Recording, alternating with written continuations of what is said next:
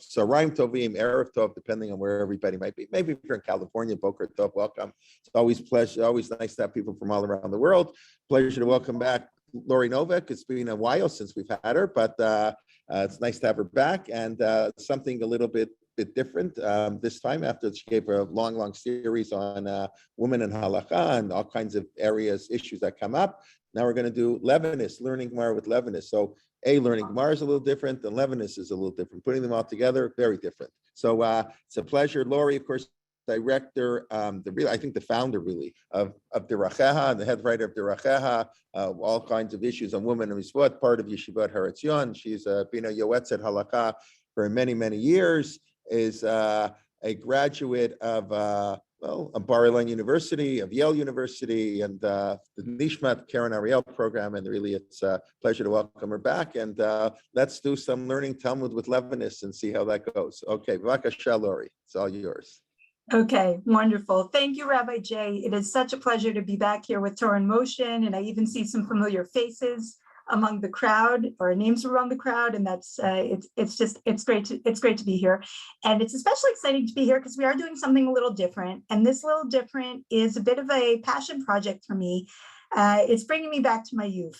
So confessions. In college, I was actually a double major, but one of my majors was philosophy. And as a philosophy major, I was particularly interested all the time. I was looking all the time to see. I was interested in philosophy not as an academic exercise, but I was personally interested in philosophy because I thought this is supposed to be what's going to help tell me how to live. I was that kind of philosophy student. And right, so we could roll our eyes, or we could have rachmanis, or whatever we want to do there. It took a little while to understand that wasn't necessarily the Yale philosophy department's agenda in the 90s, telling you how to live.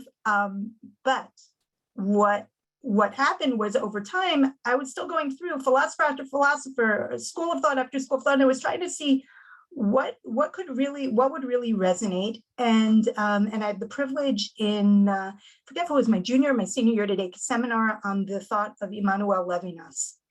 And it was very eye-opening, because I had some familiarity, which I'm sure many of you do, with, let's say, Maimonides, Rambam, or Yehuda Levi, with classic Jewish philosophers. But this was the first time that I was seeing someone who was speaking in the philosophical language that I was learning in the academy. He, in fact, and we'll talk about his biography in a minute, but he was a student of Husserl and Heidegger. So talking about a first-class philosopher of the 20th century, and it was very Jewish, and it was profoundly, resonantly Jewish. And only a little while later, not in the class, did I discover that part of the Levinas oeuvre was not just these philosophical essays, including some substantial philosophical essays about Judaism, but also Talmudic readings.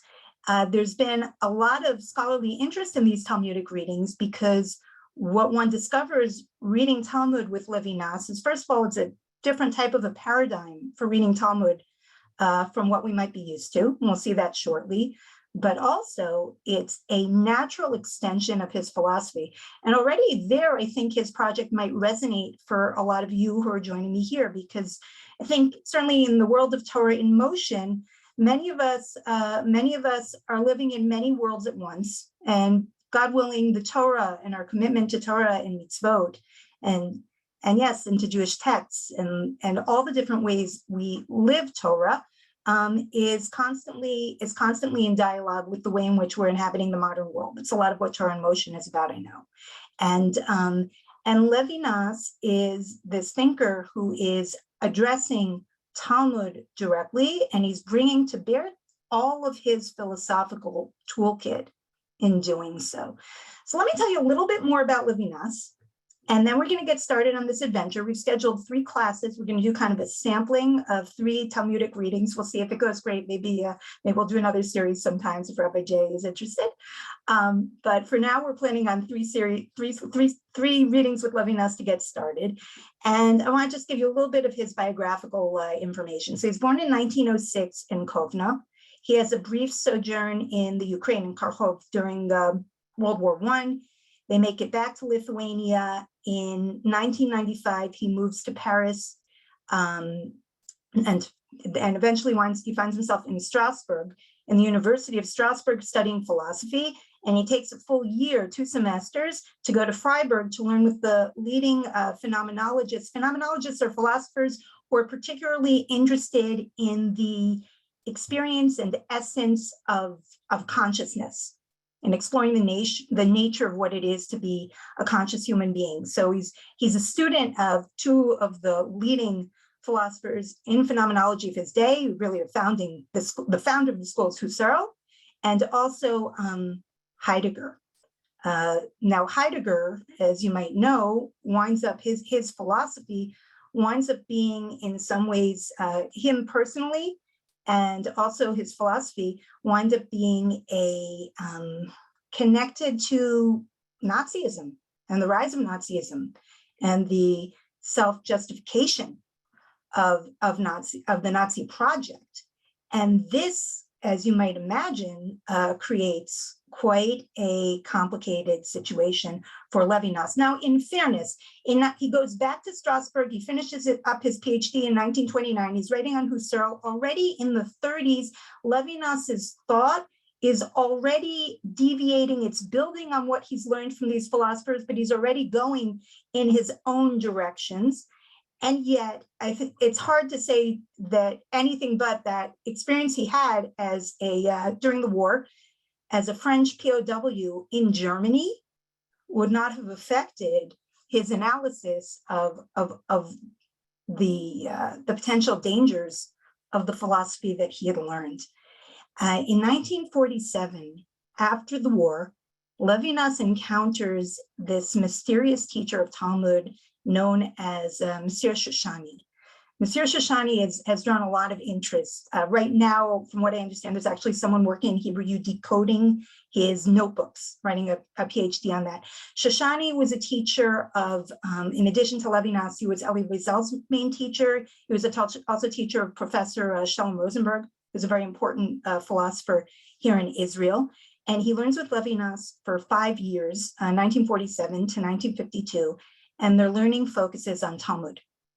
Levinas is also, in addition to being this kind of leading philosopher, he also is, for a time, the director of the École Normale Israélite Orientale in Paris, which is a major Jewish school in Paris, during which time he also gives a weekly Parsha Shir with Rashi. So you have this really unique combination of someone who is extremely engaged in a leading mainstream French philosophical figure. I mean, Sartre he used to joke that Sartre had made him famous because Sartre said that Levinas was the one who introduced him to phenomenology to start with.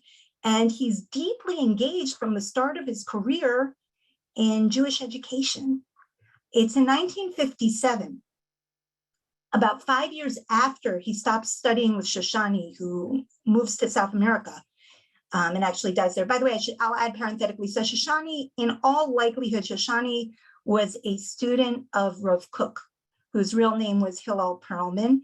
It's actually relevant. I've been thinking a lot about what Levinas does when he reads the Talmud in preparing for this class. And I think it's relevant because I think there is there's some overlap in some ways, still formulating it, between some of Rav Kook's readings in Ein Hayah and the style of what he's doing and some aspects of what Levinas is doing. And that might not be coincidental if we understand that Shoshani was actually a student of Rav Kook. So it's in 1957 that Levinas gives his first public Talmudic reading. These were given in these yearly conferences that all the leading French Jewish intellectuals would attend. He did it on an annual basis for many years. In 1961, he publishes his first, he has 2 major philosophical works in addition to numerous collections of essays. The first is called Totality and Infinity. It comes out in 1961. In 1974, he comes out with this other one, which is known as Otherwise Than Being. He finishes out his professional career as a professor in the Sorbonne. Now, I want to talk a little bit about his philosophical thought. Now, a caveat.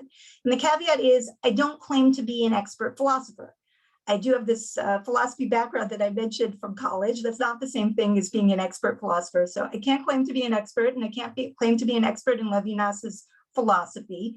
Of course, we're not focusing entirely on his philosophy, but it is important to have some general sense of his philosophical project in order to approach his Talmudic readings. So I guess the key phrase that comes up again and again with Levinas is the idea of ethics as first philosophy. What he means by first is primary, or the thing that has primacy. And the idea here is that oftentimes philosophy is concerned first and foremost with talking about knowledge, what we know and how we know it.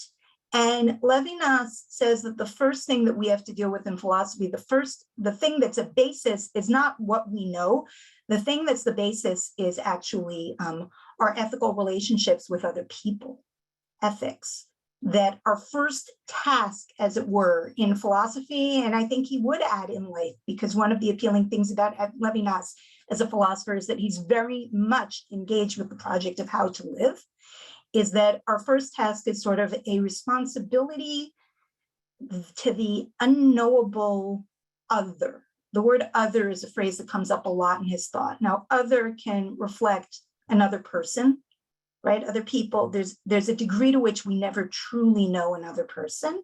And other, let's say with a capital O, can also reflect God, right? The kind of ultimate other that we can't fully know is God. And he's saying that the first thing that we really have to encounter when we do philosophy, when we live as well, is this breach, this distance between us and the other, and that our response to that distance is like a response to a call. And it's a call to take responsibility, to honor this that is unknowable, not to objectify the other. He connects us to the idea of revelation, that when something is revealed, whether it's divinely revealed or whether we're talking about interpersonal revelation, that there's still always something that is distinct. What is revealed is also letting us know about what remains concealed, what remains different from us, and that he feels places a demand on us. There is an authority inherently that is held by the other, and I have a responsibility to that. Life is a response to otherness, and the traces of God are found in the otherness that I encounter with other people. I see there's something in chat. I'm not going to be able to look at the chat till later, but I hope we do get to have time to look at questions later on. This is, by the way, this might sound, in some ways it might sound a little bit like Buber's I Am Thou, but it's really different, because Buber is talking, Buber, first of all, is coming more, his Jewish point of reference is not Talmud, it's Chassidut. And again, I don't claim to be expert in Buber either, but my understanding of Buber is that the vow for Buber is much more approachable and is not making this level of an ethical claim of transcendent otherness, as Levinas might put it. Okay, so that's a little philosophical background. What's Levinas doing in his Talmudic reading? So what he's doing is trying to change our lives. And part of how he's trying to change our lives is he's doing what he calls translating. The joke is that the Septuagint project is not over. He is translating the Talmud into Greek. Dr. Shmuel Wigoda, a philosopher here in Israel, reported in a speech that he gave about Levinas as someone studying the Talmud, that Shoshani that Levinas told him that Shoshani had taught Levinas that people make the mistake of thinking that the Bible is a universal work and the Talmud is particular. That the Bible belongs to all mankind and the Talmud belongs just to the Jew. But Shoshani's message to Levinas was that the truth is the opposite. The Talmud is, in fact, a universal work, whereas the Bible would be more particularistic, which is very intriguing. And whether or not you're sold on that, that's really very much part of Levinas's project. What he's going to try to do when we're learning Talmud in a way that is still sensitive to and respectful of the interpretive tradition of Talmud, what he's going to try to do is to find the universal philosophical messages, in particular ethical messages, for all mankind to be found within Talmud. He's going to be trying to sort of reframe classic Jewish Talmudic exegesis in a way that anyone could respond to or learn from. It's an ambitious project, and I guess we should get started. Okay, so we have the source sheet link was shared on the chat. If someone would do me a favor and just maybe Rabbi Jay, if you could just put the link one more time in the chat in case there's someone who joined us a little late, and then with your permission, I'd like to get going. And the first Talmudic reading that we're going to do together, which is the one we're spending today on, is called Toward the Other. On the top of the source sheet, you'll see that I cited the book that I'm drawing the translations from when I'm going to be quoting Levinas. It's a book called 9 Talmudic Readings. It's one of a few different collections of Levinas's Talmudic readings in print in English. This was with a translation done by philosopher Professor Annette Arnowitz, and this is the first reading actually in the book, and I think it's well chosen as the first reading. So before we get going with specifically what he had to say in this particular reading, I want to actually start with a few selections from his opening comments before he even gets into the Talmudic text, which already start to give you a little flavor for his voice. So among other things, he says, getting started, the texts of the oral law that have been set into writing should never be separated from their living commentary. And again, right there, he's saying straight out, I see this text as very much alive, and I see this text as something that's going to be in dialogue with your lives. He adds, they will soon notice that in presenting myself as an amateur, I am not engaging in false modesty. Again and again, when Levinas introduces his Talmudic readings, he acknowledges that he is not a major Talmid Chacham, and he was not a conventional Talmid Chacham.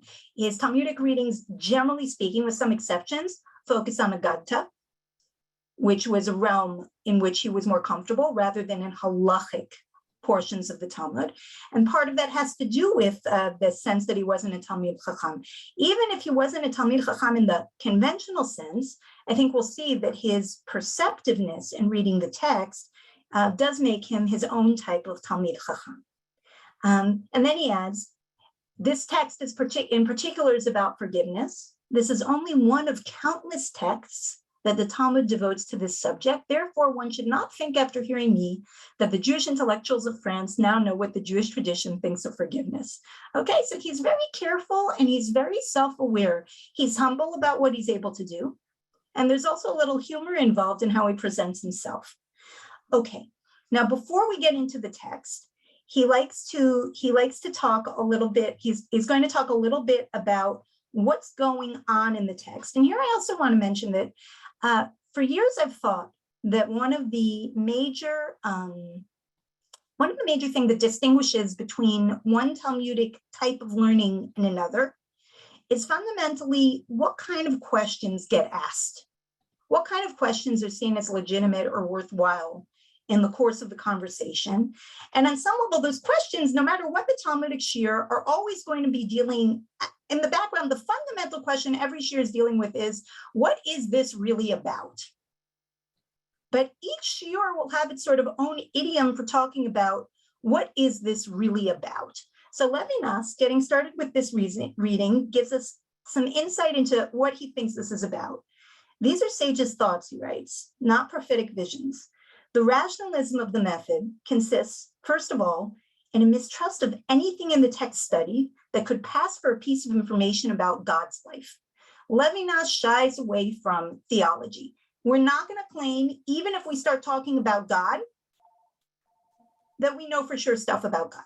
Rather, consists in being preoccupied in the face of each of these apparent news items about the beyond, with what this information can mean in and for a man's life. Even when we're talking about God, Levinas is going to be interested in translating the message about God into interpersonal terms. And again, that makes sense for Levinas in part because he thinks of the interpersonal dialogue as having its own traces of the transcendent. Okay, one more point that he makes before we get into the text he says this, and he's going to talk about Maimonides, and I guess a drop of background would be helpful here. The Rambam in his Moreh Nevuchim, Guide to the Perplexed, the Rambam talks about how difficult it is to talk about God. And one of the points that the Rambam makes is that often the Tanakh, when it talks about God, is going to use sort of human terms, right? It'll talk about God speaking, God's outstretched hand. And the Rambam says that's not really what God is, but it's a way of us expressing things about God. So back to Levinas. We know since Maimonides that all that is said of God in Judaism signifies through human practice. Judging that the very name God, the most familiar to men, also remains the most obscure and subject to every abuse. I'm trying to shine a light on it that derives from the very place it has in the text, from its context, which is understandable to us to the degree that it speaks of the moral experience of human beings. God, whatever is ultimate and in some case naked meaning, appears to human consciousness and especially in Jewish experience, clothed in human values. And this clothing is not foreign to his nature or to his supranature. The ideal, the rational, the universal, the eternal, the very high, the transsubjective notions accessible to the intellect are his moral clothing. So where Rambam talks about God coming known to us when we're talking about God's actions in Tanakh texts, Levinas is talking about God as expressive of values and ethical values that are, he calls the moral clothing of the divine. Okay, religious experience, at least for the Talmud, he says, can only be primarily a moral experience. We can thus boldly approach this religious text. It is not dogmatic. It lives off discussions and debates, and the theological here receives a moral meaning of remarkable universality. Okay, and that's exactly what we've been talking about. We're looking for the ethical message in the text and the universal in the text. And with that, let's look at our Mishnah. Okay, the Mishnah is from Masechet Yom. It's fairly well known. It's talking about what Yom Kippur does and does not do. Averot shebein adam lamakom, Yom Kippurim mechaper. If there are sins between man and God, Yom Kippur can bring atonement for those sins. Averot shebein adam lechavero, sins between man and man, ein Yom Kippurim mechaper ad shiratzeh et chavero. Yom Kippurim cannot take effect until one has appeased his fellow.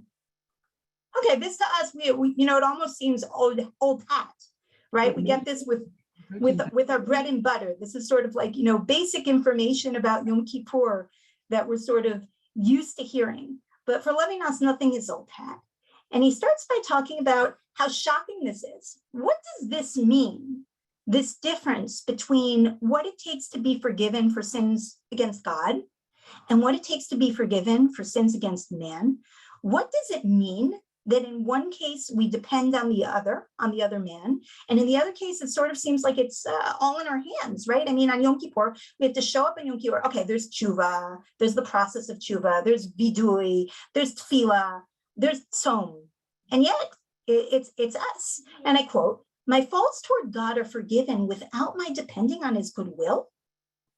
God is, in a sense, the other par excellence.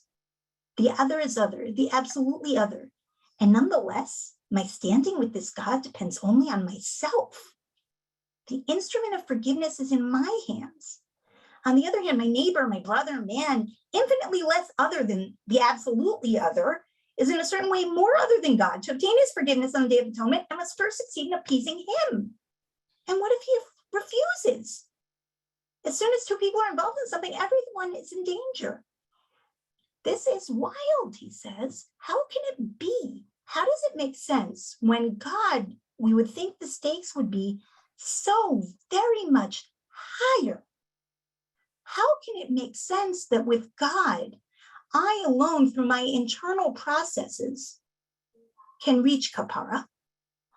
Whereas with another person, it's specifically with another person that I have to confront the fact that their otherness means that my atonement is not just up to me.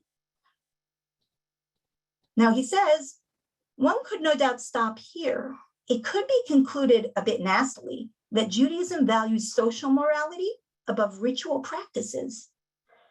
But the order could also be reversed. The fact that forgiveness for ritual offenses depends only on penitence, and consequently only on us, may project a new light on the meaning of ritual practices. Not to depend on the other to be forgiven is certainly to be sure of the outcome of one's case.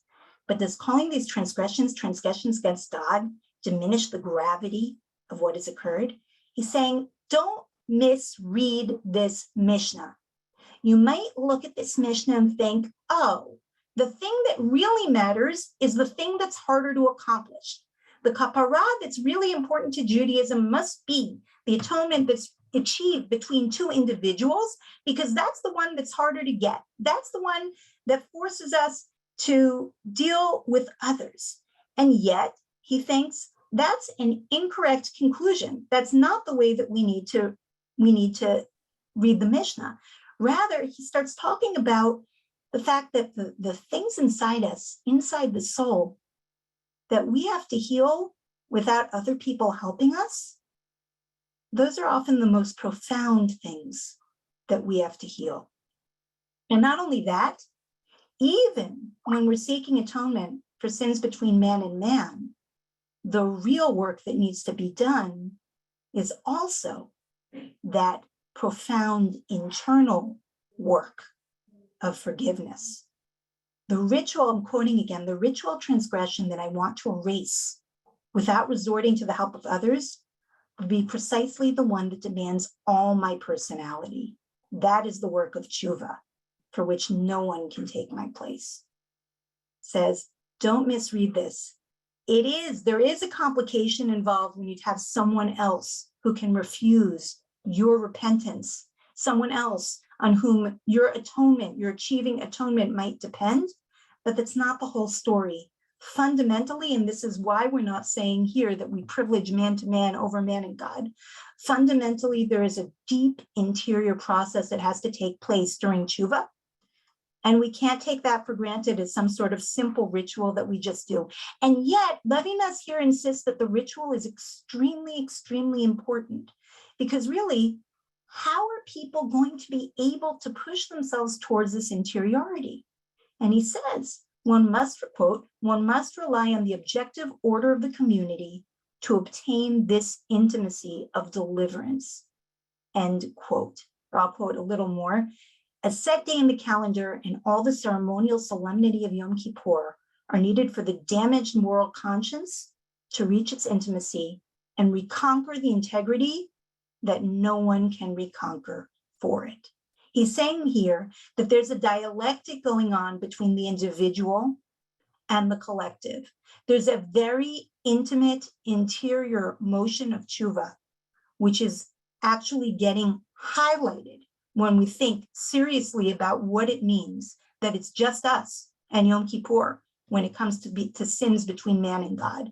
And at that moment, we need desperately the rituals of Halacha to enable us to, as he puts it later, stay awake and heal. We need the ritual to push us toward interiority. That's step one. Let's move on to the Gemara. Talmud Bavli, Masechet Yoma, Pei Zayin Amud Aleph. These are a series of passages in the Gemara about forgiveness. Okay, first Gemara quotes the Mishnah, and then it brings a seeming contradiction based on biblical verses. Rami le Rav Yosef bar Chavo, Rabbi Abahu. Rav Yosef bar Chavo sees this contradiction between a biblical verse and what we've just learned in the Mishnah. He says, Averot shebein adam lechavero ein Yom Kippurim mechaper. What you just said in the Mishnah, that man and man, you need the other person to say, yeah, I'm appeased. We sure about that? There's a pasuk, there's a verse from Sefer Shmuel that seems to undermine that. The Haktiv, and behold, it's written, Im yachteh ish leish ufila lo Elohim. When one person sins against another, God entreats for him, or God intercedes. Seems like from the verse that when one man does something wrong to another man, it's God who's going to take that step to help. How does this line up with the Mishnah at all? Answer, sometimes in Tanakh, says the Talmud, Elohim doesn't mean Elohim. Elohim means Elohim. Sometimes we're talking about a word for God, and sometimes we're talking about a human judge. And that's what the Talmud says, Man Elohim Dayana. The word Elohim here isn't referring to God, it's referring to a judge. So read the verse this way. If a person sins to his fellow man, the judge, human judge, will judge him. Okay, that works, and that could go along with interpersonal needs to appease each other, which we could say ideally would result from a Beit Din or court process. But hold on a minute. Ihachi, but if that's so, says the Gemara, Ema Seifa, I say, look at what's at the end of that pasuk, at the end of the verse. The end of the verse reads, V'im Lashem Yechtaish, and if a person sins to God, Mitpalelo, who will, now this word becomes difficult to translate. If we're translating it as judge and not intercede, then we're saying a man sins against God, who will judge him? Wait, God's a judge. Are we undermining the ability of God to judge? How on earth is this going to work? We started out by saying that the verse was difficult for our Mishnah because it seems to say man sins against man, God will intercede. We wound up saying, no, it means man sins against man, judges will judge. But if that's the case, then we should be consistent. And then the end of the verse should mean man sins against God, who will judge. And that doesn't make any sense because God's the ultimate judge. And here comes Levinas, and he says something interesting. He says, if a man commits a fault toward another man, God does not intervene. That's what Rav Yosef's position is here. An earthly tribunal is necessary to create justice among men, even more than a reconciliation between the offender and the offender is needed. Justice and a judge are necessary, and sanctions. The drama of forgiveness involves not two players, but three. I'm sorry, this is not how he understands Rav Yosef, this is how he understands Rabbi Abba. So he's saying the response in the Gemara, initial response, saying that we're talking about a judge, is that to create justice among men, we need three people. We need an earthly tribunal. But then Levinas will continue a drop in the Gemara, and then Levinas is going to go back to the Hava Amina, the initial supposition of Rav Yosef. First, let's just finish the passage. The passage ends like this, Hafi Kamar. Here's what it really means. Okay, this is what the Talmud does when we're trying to read something and our attempts at reading it up till this point are leading to a dead end. We say, here's what it really says. And here's what it really says is often introducing a somewhat more interpretive reading, often interpolating within the text that we're kind of rereading now, words that will help us reinterpret us. So saying, here's actually how the verse goes. Im yachta ish leish ufilu lo, Elokim yimcholo. If a person sins against another person, and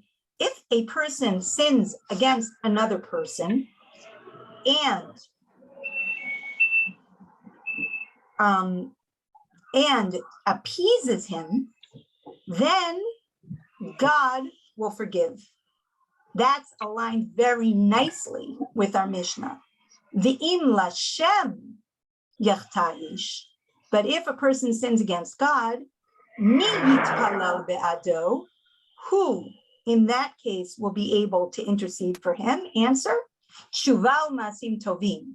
It is going to be his repentance that will do it for him. In other words, the Gemara is retreating from its initial reading, but it still winds up with a reading that aligns with the Mishnah. The ultimate reading here in the Gemara is saying, in the end, God forgives if man seeks appeasement from his fellow for interpersonal sins. For sins against God, the ultimate appeasement comes by virtue of man's interior process of tshuva. But now Levinas brings us back into the mind that started by saying, wait a minute, who says that other people have to be involved in this at all? And he says like this, Rabbi Joseph Bar Chalba thus opposes the thesis of the Mishnah with the thesis that will seduce many a modern person. the doctrine which wants to be severe toward the subjective and the individual, toward little private happenings, and which exalts the exclusive value of the universal, wakens an echo in our soul which is enamored of greatness.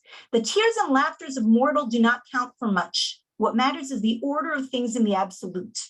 You must see Rabbi Yoetzet's exegesis to the end. The irreparable offense is that done to God. What is serious is the attack of a principle. He's saying Rav Yosef's idea, if you take it to its logical conclusion, is frightening. It's very appealing at first until you really start thinking about it. The appeal, well, what really matters is the global picture. These incidental dust-ups between people are not where the extremely important process of tshuva happens. Where the critical process of tshuva happens is in terms of the divine order of God. And therefore, why should a person be involved in interpersonal tshuva and achieving atonement when that's really the trivial stuff? Don't sweat the small stuff. It's all about the great order. The individual doesn't really matter. But of course, that's not how the Gemara reads the situation. The Gemara, Levinas says, no, we are rejecting the proposition that the only thing that matters is the universal, is the relationship to God, and not man to man. The offended individual, quoting Levinas again, must always be appeased, approached, and consoled individually. God's forgiveness, or even the forgiveness of history, cannot be given if the individual has not been honored. He's saying here, the dialogue between the sages in the Gemara is questioning the Mishnah's conclusion that other people have to be engaged in giving us forgiveness for interpersonal sins. They're questioning if that's the case. And on the one hand, you have this position of Rav Yosef who's saying, yeah, it's all about you and God. The people are just sort of a minor thing. Work it out with God, and it's worked out. And Levinas is saying this represents an entire, and in his mind, incorrect, an entire ethical stance, right? And the ethical stance of the Gemara in rejecting Rav Yosef is saying that each and every individual encounter counts. Okay. For the virtue of time, we're going to skip the next little piece. What's interesting about it, I'll just say kind of out of the text, what happens next in the Gemara is that the Gemara winds up quoting a verse from Sefer Mishlei, a verse from the book of Proverbs, where the verse from the book of Proverbs talks about what it means if you've undertaken an obligation to another and haven't fulfilled it financially, and how you can make up for that. Levinas's first response to this, which is part of why we're not going to do it inside right now, he actually says straight out in his reading, we are, it would seem, in complete incoherence. Right? It's kind of refreshing to have a teacher of Talmud who takes Talmud very, very seriously, who's willing to say, at first glance, this is incoherent.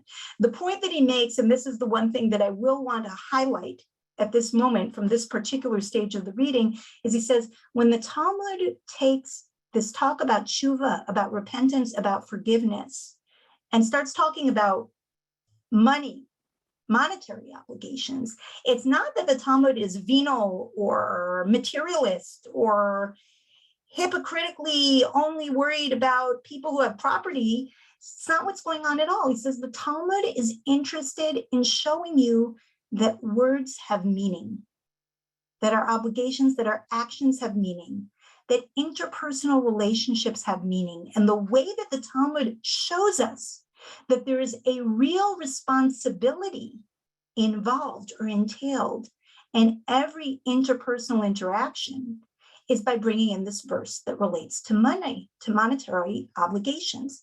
What the Talmud is saying in doing that is effectively saying our words are no less significant in terms of presenting ourselves as sort of guarantors within a situation. They entail no less responsibility than would some sort of a financial indebtedness, okay? Which is an important and insightful point. It's also characteristic of the type of reading that Levinas does. We have a verse that seems to him incoherent. And it's from that incoherence that he draws the potential for meaning. His take on it is that the Talmud is doing something deliberately not obvious, and that not obvious thing has meaning. In his mind, it is a deliberate move on the part of the Talmud to give our words more weight. Okay, we're going to go down on the page to the story of Rav, which is particularly juicy. This shows up at line 25. And this is the story of Rav and the butcher. So I'm going to start inside the Gemara, and then we're going to take it outside into Levinas. Okay. Rav have a past. I'm sorry. No, I went a little too far on my thing. No, it is line 25. Rav have a milta bahadi hahutabcha. Rav, who's a great sage, had an issue, had some kind of altercation with a butcher. By the way, these things aren't incidental. There's definitely symbolism in the fact that you have this Talmud Chacham who's having his issue with a butcher. Lo ata lekame. The butcher did not come before Rav. B'male Yom Kippuri, Amar Yehu, on Erev Yom Kippur, which is a traditional time to try to straighten things out, leading up to Yom Kippur, exactly what our Mishnah is talking about. Rav said to himself, Izil ana lefiu selei. Rav says to himself, I'm going to go to work things out for him, to work things out with him. Now, this is a very interesting ethical move. And Levinas talks about how Rav is kind of turning things on their head, right? What's supposed to happen if the butcher wronged Rav? Certainly, according to our Mishnah, what should happen? The butcher should be seeking to make things up with Rav. Now, Rav is on such a high level that even though this didn't happen, it bothers him that it didn't happen. He wants to help the butcher attain kapara, atonement, and he's going out of his way to the butcher. But it's not so simple. Pagabe Rav Huna, his student Rav Huna bumps into him on his way. Amar Le says to him, Lehecha kaz Omar, where's master going? Amar Le, Rav says, Lefiuse Laplanya, I'm going to that, I'm going to that guy to make things up with him. Amar, Rav Huna says, Azil Abba was his name. It's basically Rav. You're going, Lamiktal Nafsha. You're going to commit murder. That's very strong. Again, Rav has turned things on their heads. He's going to go, from his perspective, help this guy attain atonement. And his student, seeing that he's about to do this, says, you're about to commit murder. Okay, what happens? Rav still goes nevertheless. Azil the Kamilave. He goes and he stands before him, before the butcher. Havayativ the Kapali Reshi. Did I say that the story was symbolic? Well, the butcher at this moment is splitting animal heads. It's rather brutal image of who the man is. Dali Ene the Chazier. He lifts up his eyes in between the brutal butchering, and he sees Rav Amar Le, and he says to him, Abaat? It's you, Rav. Zil, go. Lately milta behadach. I have nothing with you. I have nothing that concerns you. Levinas reads this, and we're going to come back to this in a minute, as I have nothing in common with you. This becomes very important. Bahadiri kapali reshe, ishtamid garma. At that moment, while the butcher is still, splitting the heads and insisting there's nothing to do, bone slips off. Machye bekoe straights him in his throat. Kadle kills him.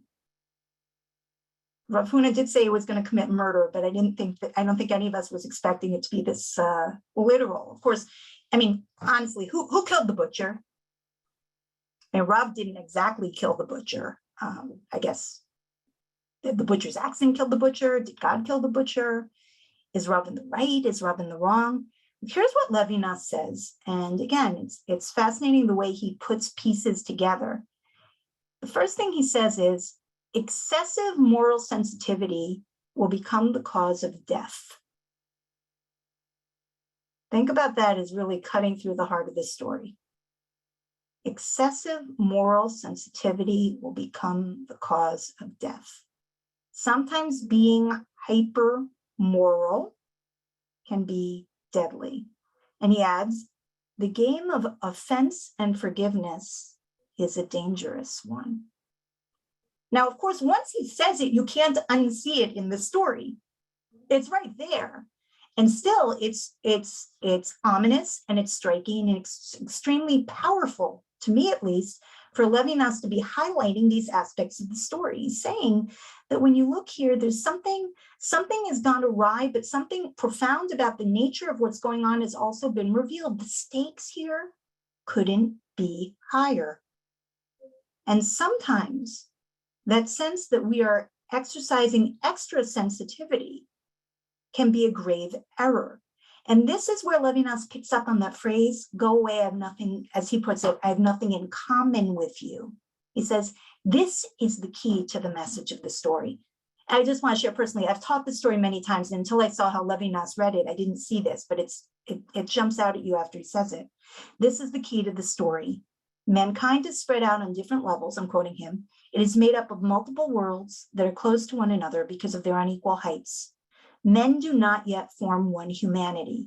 As the slaughterer keeps strictly to his own level, he keeps on hammering the heads, and suddenly a bone breaks loose from it and kills him. It is certainly not of a miracle that the story wants to tell us, but of this depth within the systems in which humanity closes itself off. It also wants to speak to us of the purity which can kill in a mankind as yet unequally evolved, and of the enormity of the responsibility which Rav took upon himself in his premature confidence in the humanity of the other. The key to the story is the butcher saying, I have nothing in common with you. He does and he doesn't. Yeah, they're both human beings, but they're very different human beings. The butcher is denying. He's denying that he could be open to the other, this fundamental idea of the responsibility we have to each other. The interpersonal responsibility that informs our approach to Yom Kippur and for Levinas to every encounter. But more than that, as he goes forward, we're not supposed to say what a great miracle. We're supposed to be horrified because there's a fundamental misstep, according to Levinas, that Rav makes. And this misstep is that he took on a grave responsibility in pushing forward with his extra moral sensitivity in a way that was inappropriate for the person that he was dealing with. One last element of this story before we're going to have to call this to a close, and Bezrat Hashem have a little time for questions. And this is the follow-up in the Gemara to this story, which is no less intriguing. Okay, this is on line 29. Rav have a pasik sidra kame de Rabbi. Rav was reading the parsha over in front of Rabbi Yehuda Nasi. He was a student of Rabbi Yehuda Nasi. Ayalat Rabbi Chia. Rabbi Chia comes in. Chia's family of Rav. He comes in. Hadra L'Reisha, Rav starts over from the beginning. Ayel Bar Kapara comes in, the great sage. Hadra L'Reisha goes back to the beginning. Hadra Rabbi Shimon Rebbe. Rabbi Shimon, Sama Rebbe comes in. Hadra L'Reisha. Okay, so how many times has Rav started over? 1, 2, 3. He started once, and then he started over 3 times. Hadra Rabbi Chanina B'Rav Chana. Rabbi Chanina comes in, and already this gets to be a little too much for Rav. Everyone's showing up late for his shir. Amar, he says, or for his reading. Kuli Hai Neder V'Nizal. Am I really going to keep going back this much? Lo hadar. Doesn't go back. Ikpid Rabbi Chanina. Rabbi Chanina gets angry. Azal Rav L'Gabei Tleisar Mali Yomi de Kippuri V'Lo Yifais. Rabbi Chanina gets angry. Rav goes back to him for 13 Erev Yom Kippurs in a row, and he is not appeased. Now, 13 is, by the way, a shocking number because in a part of the Gemara that we skipped, we're told that there's a limit of 3, at which point you no longer have to ask.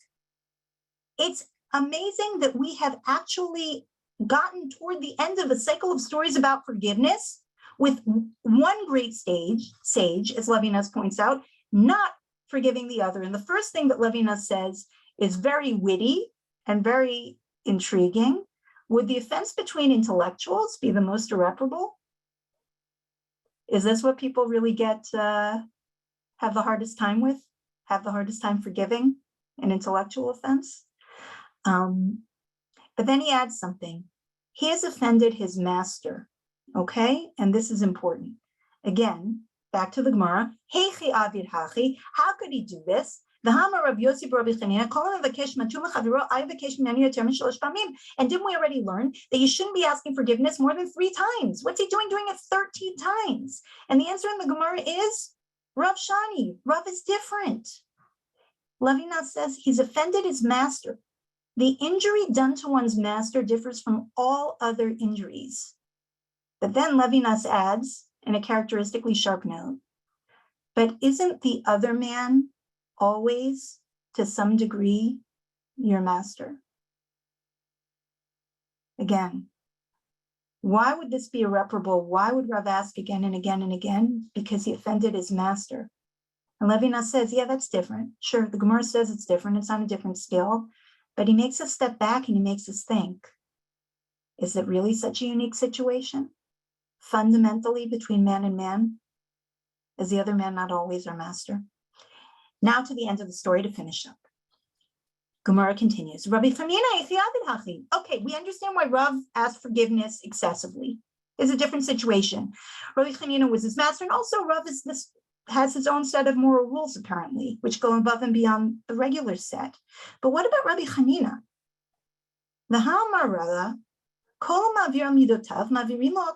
Usually we praise. Rav praises someone who's able to let go, to let things go. Ella, rather, Rabbi Chanina chalma chazile l'Rav. Rabbi Chanina had a dream. Wow. Rabbi Chanina had a dream. What did he see in his dream? Tezakfu b'dikla. In this dream, Rav is hanging from a date palm. Ugmiri, and he had a tradition. There's a tradition of dream interpretation, which Rabbi Chanina had. That anyone who's hanging from a date palm is bound to be the Rosh Yeshiva. By the way, who's the Rosh Yeshiva right now? Rabbi Chanina.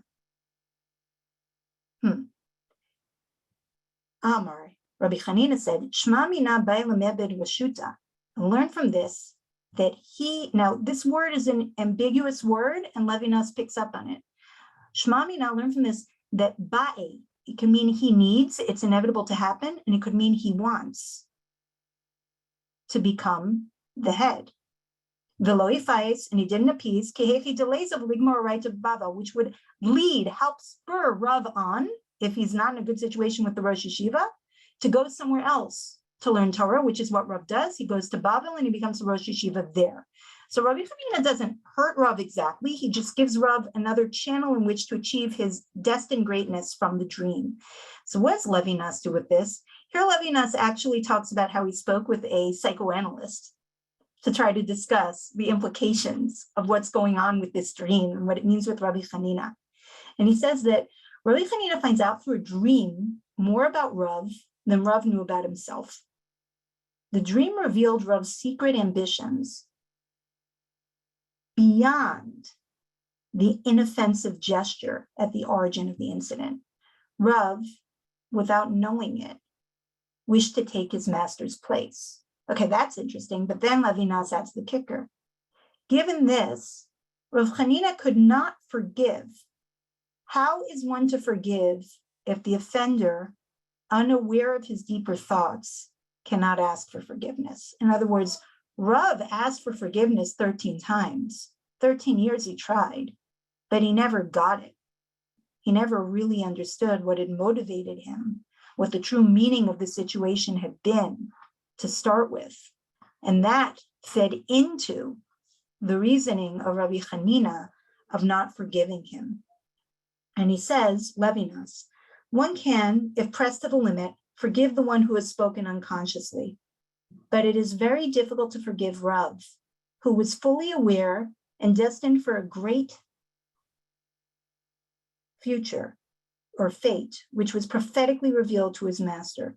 One can forgive many, here's Levinas, one can forgive many Germans, but there's some Germans it is difficult to forgive. It is difficult to forgive Heidegger. Wow. So what is Levinas saying in the end? He's saying there's a story here also about the deeper limits of forgiveness. To really achieve forgiveness or to really forgive, part of what needs to happen is there has to be a deeper awareness of what one's done. Sometimes that awareness might elude us and we might keep bumping our heads against the wall and still miss it. And there are times where you might even forgive that, but there are times where someone is at a certain level to the point where it's still egregious if they don't get it. It can't be forgiven because of who they are. This is a very interesting reading of Rav, especially following up on what we saw initially. Earlier, we saw that Rav had a sort of deadly extra moral sensitivity, which translated, unfortunately, into something very dangerous.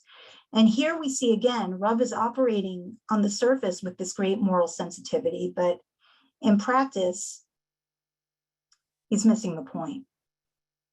And in the case where someone is actually as great as Rav was, that sometimes can be unforgivable, says Levinas. And of course, when he's talking about Heidegger, for him, the war and Heidegger are extremely personal and are extremely real.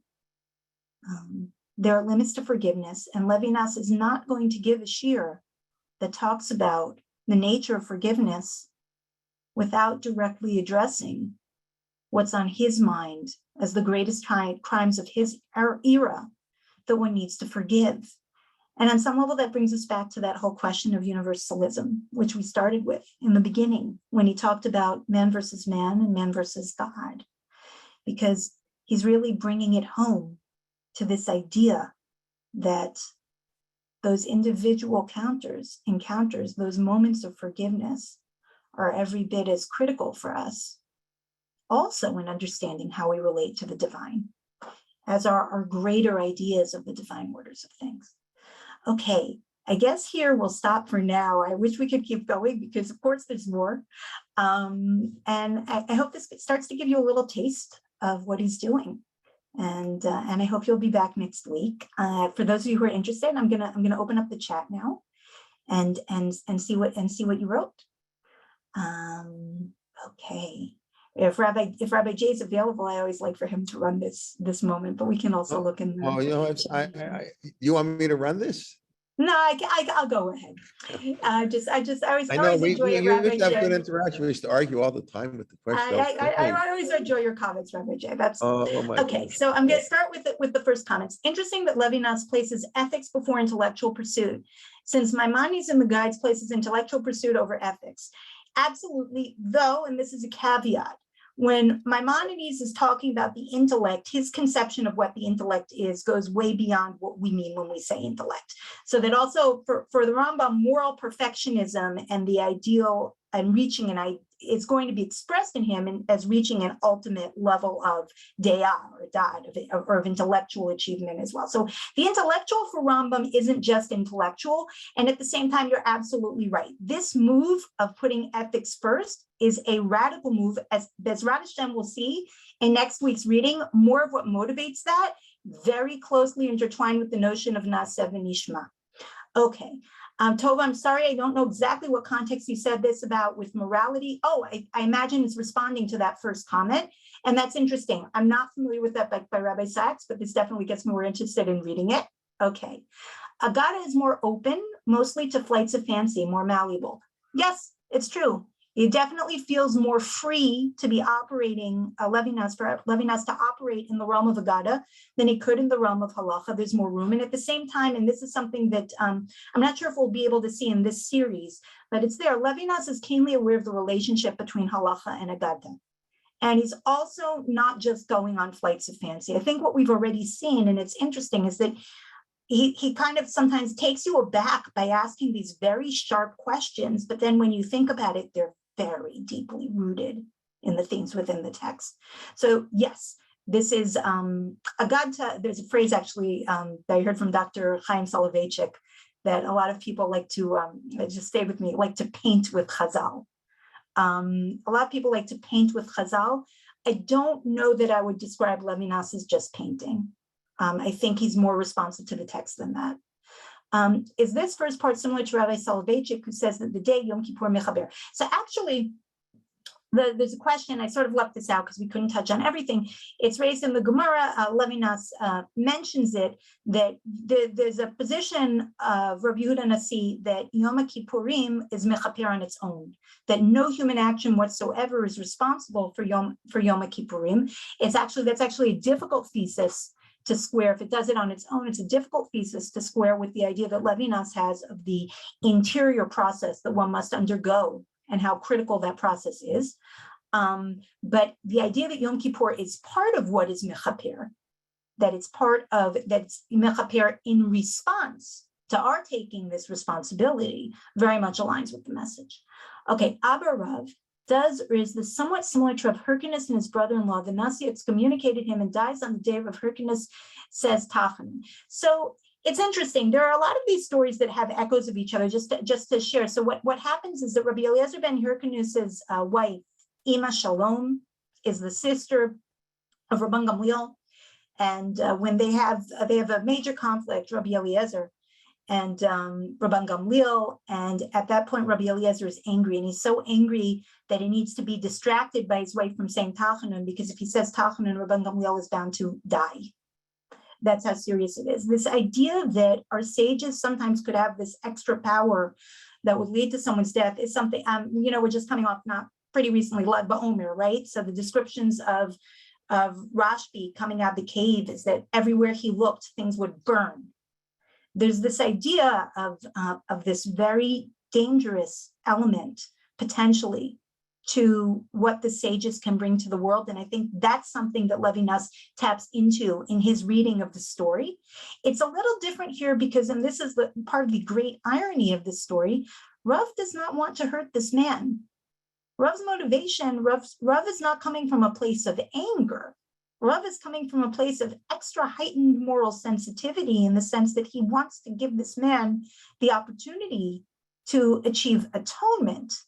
And the irony is that the result is no less dangerous. And that, I think, is very much part of what Levinas is playing up here, that there's this great power that someone might have when they're on a different moral level, and it has to be wielded with great care. Makes a joke of Talmidei Chachamim Marbim Shalom Ve'olam. Absolutely, this question of, is the intellectual injury the deepest injury? I actually think, yes, we're talking about it. If any of you saw the movie Footnote, where there's something about what really draws someone's ire and what doesn't, and it's not always as beautiful in the Beit Midrash as we would like it to be, but perhaps that's a good thing, because part of what that's about is that the stakes are high, or as Levinas would say, every moment of reading or of arguing for a particular reading is an ethical moment. The indictment of Rav in the butcher story is further illustrated by the subsequent quotation from Mishlei, wherein the Ish Tochachot, who is stubborn, is either the butcher or Rav, and then in a moment, he is shattered. Yeah, it's very, very harsh. And at the same time, the next story, Rav is not a caricature here. He's not just, that's what's so complex, is that there's an indictment of Rav, and it's coming from very much from within a great level of respect for the level that he is at. And that's the juice of the story. It's not just a straight indictment, but you're right. Thank you so much. Oh, that's very kind. Thank you. This was an absolute pleasure. I think we're going to call it a night then. Please join us next week. The reading next week, I'll confess, is my mind absolutely brilliant. So I hope you give it a chance. Thanks, everyone. Thank you, Laurie. Lila Tov. It's getting late in Israel, but here we got the rest of the day. Okay. All right. Thank you very much, everybody. Be well. See you. Please go out next week. Tomorrow, Marty Lakshin continues the series, 11 a.m. Thursday, Dr. Lasker, I just listened to his share, really quite fascinating on charism, followed by Shuli Mishkan, always wonderful. That's at 10:30 and 12. Parshat 8:30, my share on the Siddur 9:35 Friday morning, Menachem Liebtag Sunday morning. So we got lots to keep you busy. Mark Shapiro will be back this Monday night, 8:30 on the traditional response to the rise of reform. So we look forward to seeing you and your friends. You can let everybody in Efrat and Baltimore and Chicago and New Orleans, wherever people are from, then invite them to come along, and nice to see everybody, and have a wonderful day. Thank you. Bye-bye. Ciao, ciao. Thank you very much. Have a good one. Thank you. Okay, be well. All the best.